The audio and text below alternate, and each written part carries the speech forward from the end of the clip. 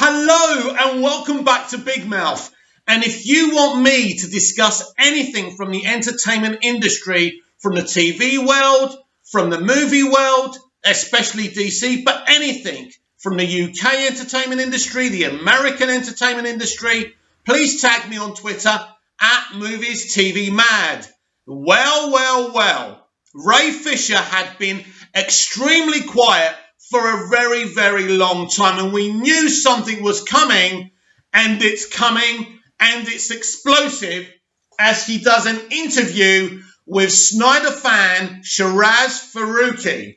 Now, Shiraz Faruqi now writes for Forbes. This is an exclusive Forbes article. Now, as I say, we knew that Ray had been quiet. I do feel that his advisors and maybe Warner Media told him not to bring this stuff onto social media, and I think Ray's found another way to get his message across. So let's read the whole thing, and then I'll tell you my thoughts on it.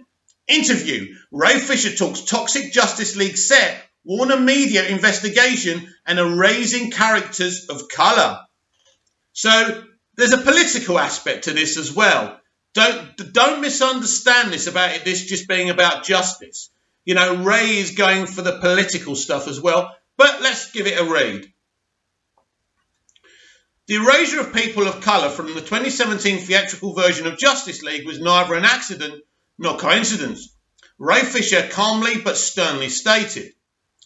Justice League star Ray Fisher has never been shy about speaking his truth, focused and measured. Fisher spoke with Forbes about his continued dispute with Warner Brothers. Fisher passionately spoke on the toxic and harmful work environment that he and the cast endured during the film's Joss Whedon-led reshoots after he took over from the original director Zack Snyder. Fisher went into detail on the myriad issues on set. Fisher's campaign started on June the 29th. Fisher put Hollywood on notice when he shared a clip of himself from Hall H at 2017 San Diego Comic-Con during the Justice League panel. Last panel that year, fans were blissfully unaware of the lies the cast were forced to say. According to Fisher, I'd like to take a moment and forcefully retract every bit of this statement, Fisher said on Twitter. So here's the original tweet.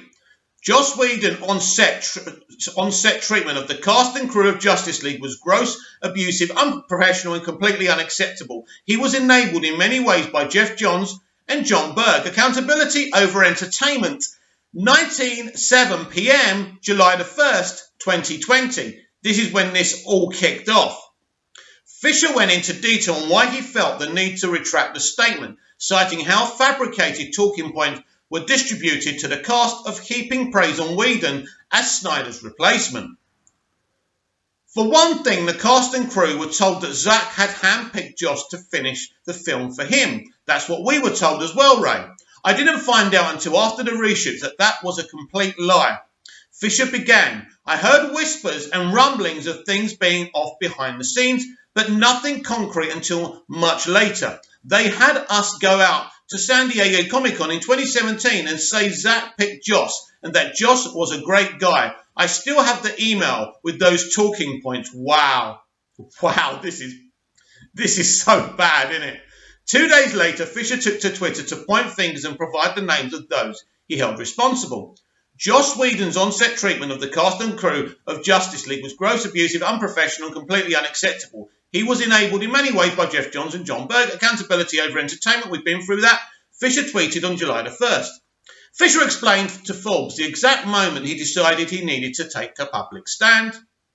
What set my soul on fire and forced me to speak out about Joss Whedon this summer was my becoming informed that Joss had ordered that the complexion of an actor of colour be changed in post-production because he didn't like the colour of their skin tone. Fisher firmly stated, man, with everything 2020's been, that was the tipping point for me. Whedon did not immediately respond to requests for comment.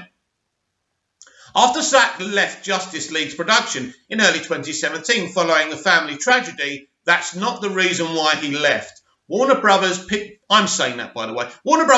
brought in Joss Whedon to conduct reshoots that heavily altered the original film. The cast of the film was taken aback by things that happened in Snyder's absence, yet the cast was not aware of how bad things were about to get.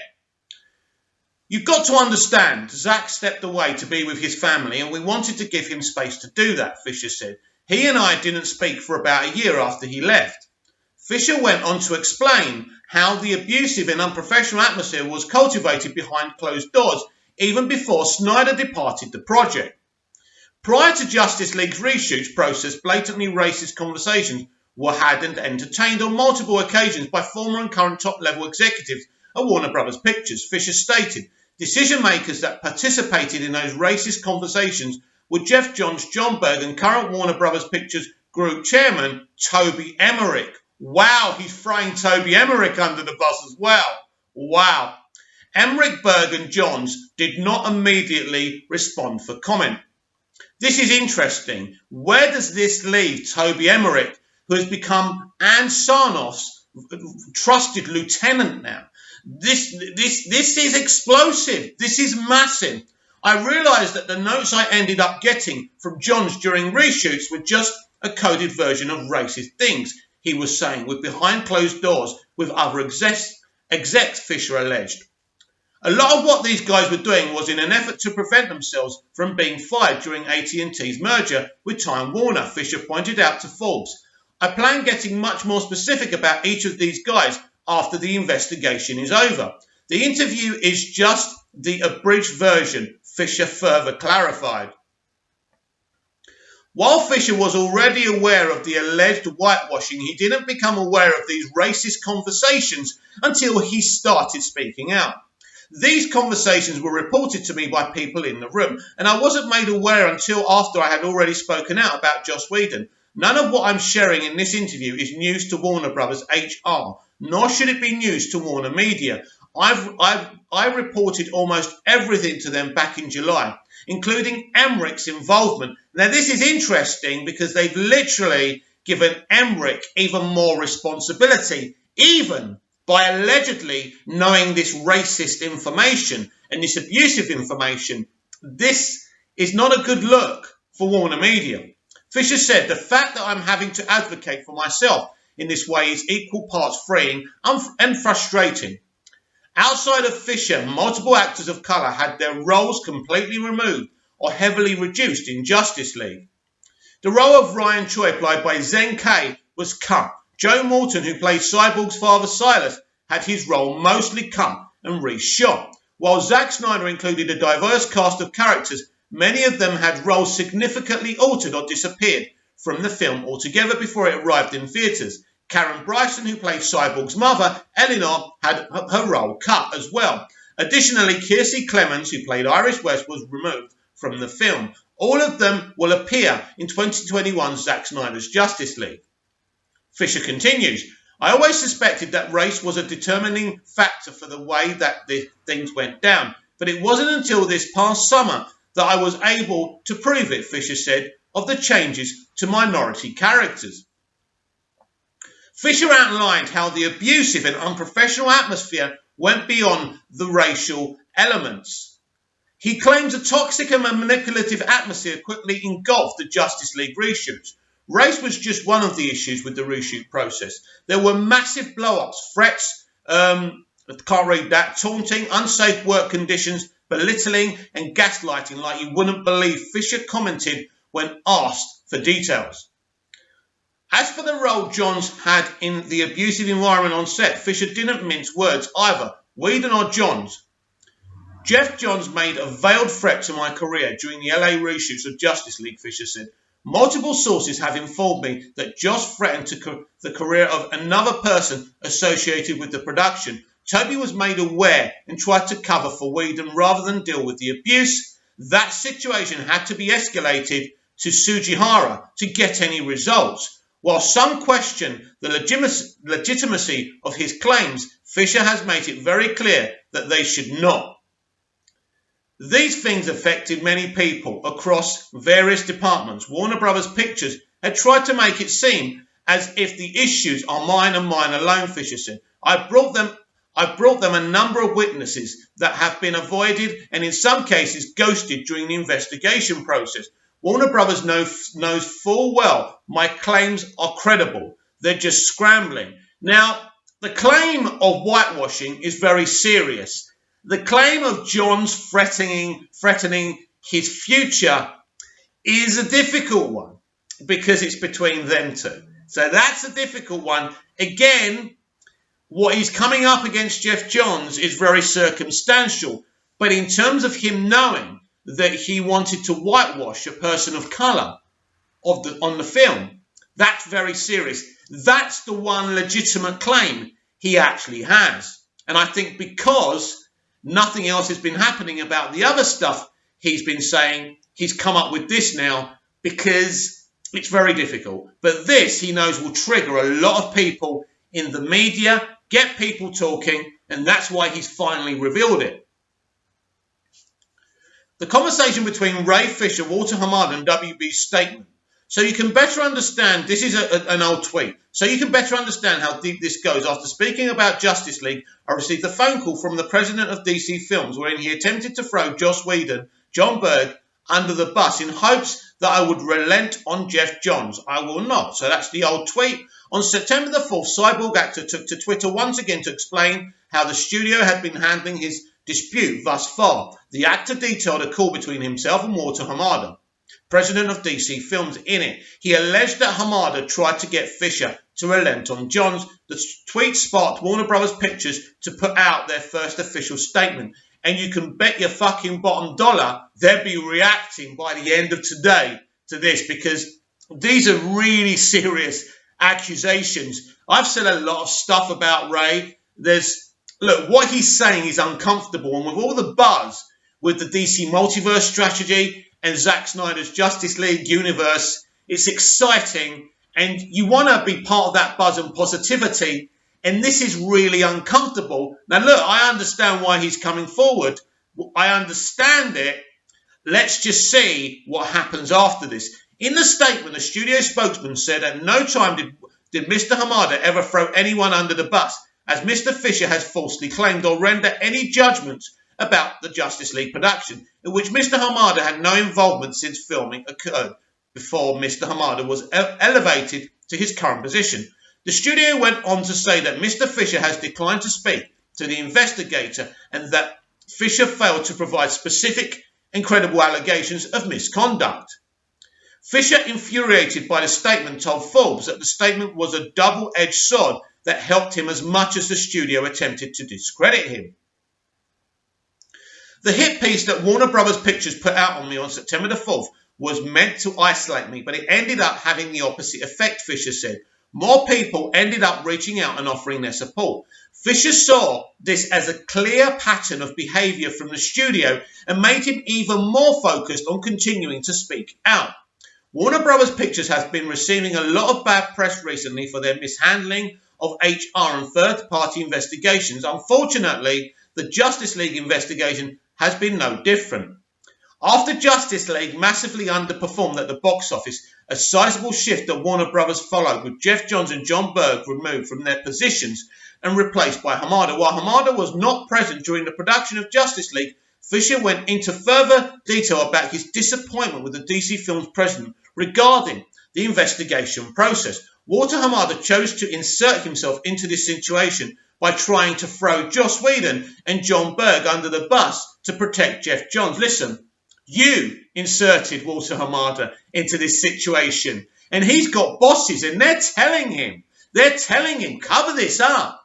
He's actually in a really uncomfortable situation, Ray. I understand where you're coming from, but inserting Walter in this when he didn't have anything to do with this terrible stuff that went on is a bit ungentlemanly. Walter Hamada chose to insert himself into this situation by trying to throw Joss Whedon and John Berg under the bus to protect Jeff Johns. Fisher reiterated he has a long-standing work relationship with Johns, and even longer one with Toby Emrick from their time together at New Line. This is a buddy industry. I understand that, and I agree there.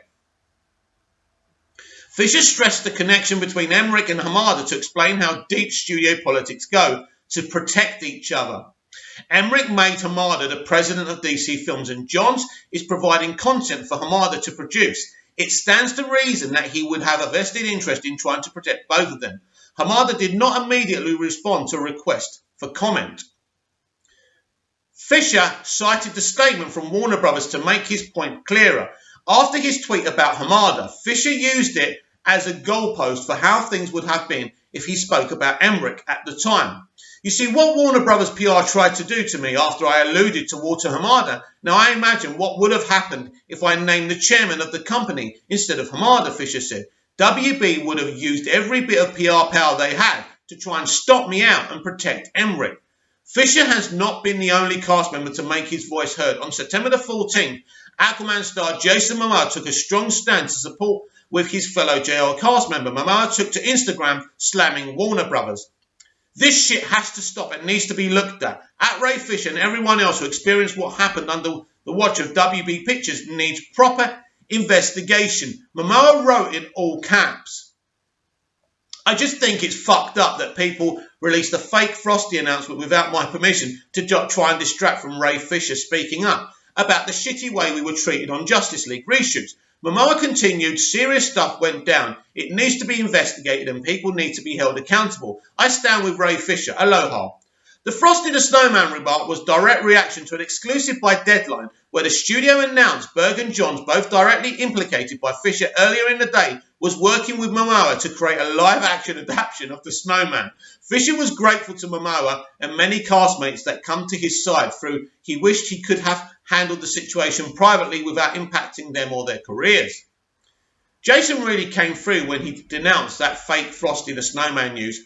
I know that had to have shaken them up. Fisher continued, a lot of folks from the cast and crew reached out to show their support. Some expected and some less so. I've tried my best to handle things privately and to let HR process play. But the only thing that seems to move the needle has been me applying pressure publicly. Yeah, that's no surprise. It would appear that, this is another old tweet, it would appear that WP Pictures has gone from giving libelous official statements to one media outlet to becoming a source of purposeful misinformation for another. The people are onto you. The investigation is coming. Casting aspirations on me will not change that. A&E again. Accountability over entertainment. Fisher revealed one of the biggest challenges has been getting Warner Media to conduct a fair and impartial investigation, something that has taken much of Fisher's time to achieve. My team and I have been informed that the third-party firm that was originally brought on to investigate Justice League has withdrawn from the case, Fisher began. Warner Media has since informed me and my team that the old investigator purposely lied to us about the investigation. We asked Warner Media to relay this information to the public and retract Warner Brothers' September the 4th hit piece on me so we can clear the air and get the investigation back on track. They refused to do so. So here we are. Wow. It goes deep. It goes deep. With the original investigators withdrawn, Fisher is optimistic that the new investigator will perform their duties impartially. The new investigator that Warner Media has brought on is the same one that did the final Kevin Sugihara investigation before he was taken down, Fisher explained. And let me explain to you about this because this is important. They wanted Sugihara out. He had destroyed the DCEU at that time. He was the one who ordered all the shit that happened to Zack and Justice League and everything and reducing the film to 2 hours. He may have been giving this woman, special favours and stuff, right? But at the end of the day, that's not why he was sacked. They brought in a proper investigator because they wanted him out. And now Ray's getting the proper investigator because he's kicked up a big stink. This is why Ray hasn't been on social media lately saying stuff. Fisher went on to further clarify that he's not alone and how the participation of old friends and newcomers came together for a single purpose, accountability. I've got a lot of witnesses that are willing to be interviewed. They're just waiting on my go-ahead. That is safe to do so, Fisher said. Outside of witnesses, Fisher has the backing of the Screen Actors Guild American Federation of Television radio artists. They normally back you anyway. It's something they have to do. Basically, it's like being part of some... it's like when you're a worker and you're part of a union. So they have to back you. SAG-AFTRA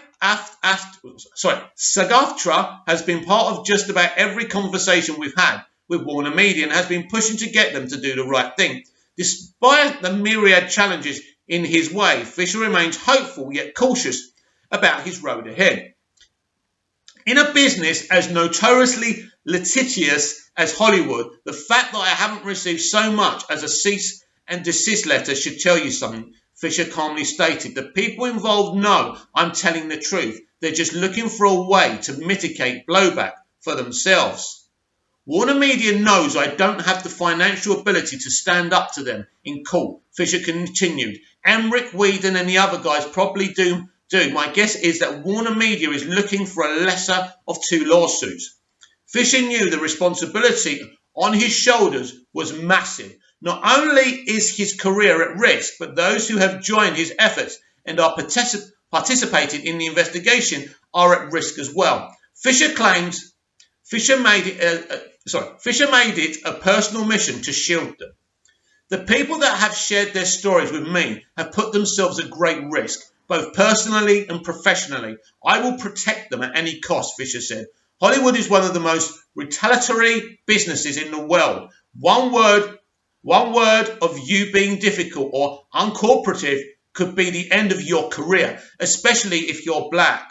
Wow, that's a big statement as well, considering Hollywood are appointing so many people of colour right now and actually ignoring other minorities. That's a big statement. Fisher fully realised that there are people out there that don't believe him, whether it's because they're fans of Whedon's work, they take the studio's word over his, or they simply don't understand the full story. To them, Fisher had frank words.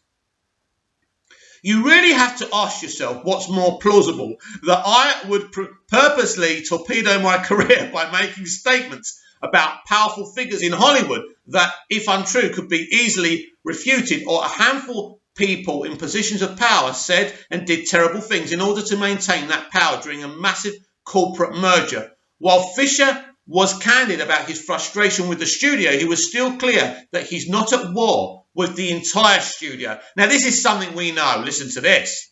I'm not in a fight with Warner Brothers, Fisher said. I'm in a fight with a handful of people that are attempting to use Warner Brothers to cover their tracks. All the significant film and TV work I've done have been under the Warner Media banner. I love what I do and who I've been blessed to do it with. To Fisher, the most important thing is making sure accountability is carried to all parties involved and not just the easier targets in the investigation. Regardless of how I feel about the folks involved, I'm not interested in people being allowed to dogpile and scapegoat easy targets. As for his end goal, Fisher expressed the point of all the blood, sweat and tears. My goal is to have these people not be decision makers for the content that influences our world. Fisher began. These guys have been in Hollywood a long time. Their problematic behaviour didn't start with the AT&T merger, but I'll be damned if it doesn't end with it. Fisher ends most of his tweets these days with accountability over entertainment, and it's clearly a guiding principle behind his actions, risk be damned. I'm not worried about the consequences. I'm well aware of what's at stake. If people don't want to work with me because I'm refusing to tolerate abusive behaviour and to cover up culture of old Hollywood, then so be it, Fisher said. I'm nothing else. I'm going to go out of this business the way I came in, free and of my own volition. Volition. That's the word, isn't it? Can you dig that? Wow. Wow. Wow. Wow. Well done, Shiraz Faruqi. Jesus Christ. That is fucking explosive, isn't it?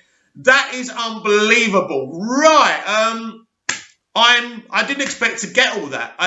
He's done it. He's done this interview because he's obviously been advised to stop going on social media and sharing this stuff. And to do it, what he's done is he's literally told as much, not everything he knows, but as much as he knows from his point of view. So the one thing we know, the one damaging thing that he's revealed here is obviously the whitewashing. You can't do that. You can't. Now, we're not talking about whitewashing where a white actor is going to play someone who was black or Asian or something like that. That's a different conversation for another time, and I've got controversial opinions about that. But you've cast, or Zack cast, or whatever, cast a person of colour, and you want to change the shade of their skin. You cannot do that. So Joss Whedon is in a lot of trouble. In a lot of trouble. This is explosive. But the cover-ups, the exposing of Toby Emrick is, again, as massive as the whitewashing. Now, you can bet your bottom dollar. I know this industry. I've known this industry for many, many years. It is a corrupt, racist, sexist, abusive industry. And every time we buy a Blu-ray, we buy into that. It's a bit like when you go to Primark and you're fully aware of how little the people in these, poverty-stricken countries have worked hard to make these, and they're treated like shit. Every time we go to the cinema, every time we buy a Blu-ray, every time we hashtag a film in the TV show, we're buying into this cruelty. Now, I wish we lived in a world where we could boycott this whole fucking industry. I've said it for a very long time, that the head of the entertainment industry must be taken away from Hollywood. It is corrupt. If my nephews and nieces ever told me, Uncle Mike, we want to go to Hollywood, I'd tie them up, chain them up, and chuck them down a fucking cellar. It is a corrupt industry that uses and abuses people. There are no heroes in this industry, because every single fucking person, every single fucking director, every single fucking person who works in that industry knows of what goes on, but they still fucking work in that industry and suck the honey, right? So there are no heroes. It's all villains, and they use and abuse artists. They suck them dry, and then they throw them to the curb. You don't know the thousands of unknown artists who get abused, used, chucked to the side, dying of drugs overdoses, suicides, murder.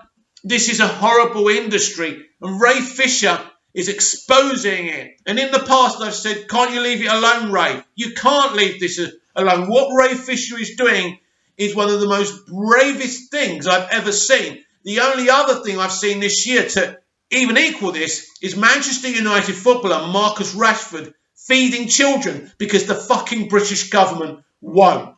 Well done, Marcus. Well done, Ray. People of colour standing there, not just standing for their own communities, but the whole of the communities. Hollywood has to be broken. It's corrupt. It needs to be moved somewhere else. And then actually, you see, there's no organisation to keep an eye on Hollywood. You know, when you think about all the sporting outfits that have got these corporations. In the UK, soccer, as you Americans would call it, football, we have the FA. We have FIFA in Europe. We have FIFA internationally. And we have UEFA in Europe.